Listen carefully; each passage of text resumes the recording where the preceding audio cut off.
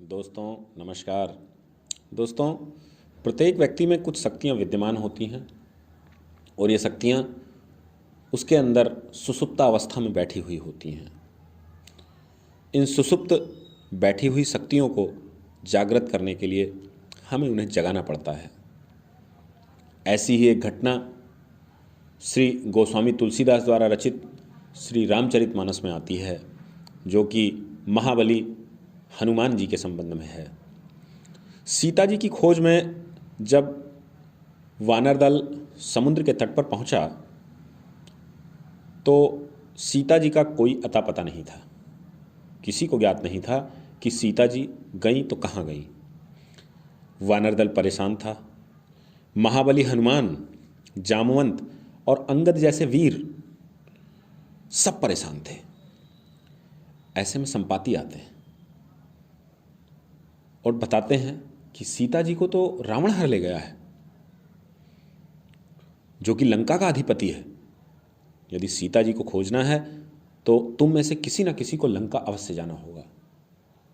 लंका जो कि समुद्र के दुर्गम रास्ते से होकर जाना पड़ता था।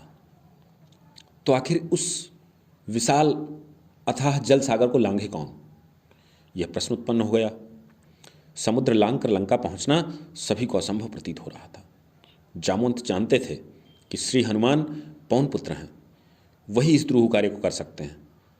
मगर हनुमान जी की वह शक्ति सोई हुई थी, सुषुप्तावस्था में पड़ी हुई थी। उन्हें स्मरण ही नहीं था कि उनमें ऐसी शक्ति भी है। तब जामवंत ने उन्हें प्रेरित किया, उन्हें उनकी शक्ति का स्मरण कराया, याद दिलाया। उन्होंने कहा, का चुप साध रहा बलवाना।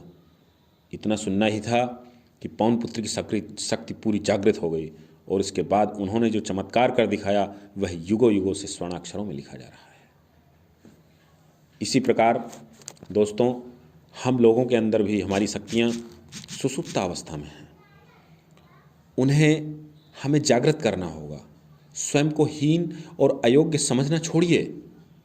हमें ज्यों ही अपनी योग्यता का बोध होता है, हमारे अंदर एक नई स्फूर्ति का संचार हो जाता है। दोस्तों, आइए हम अपने अंतःकरण में छिपी हुई शक्तियों को जगाएं और इनकी अद्भुत कार्य क्षमता को देखें।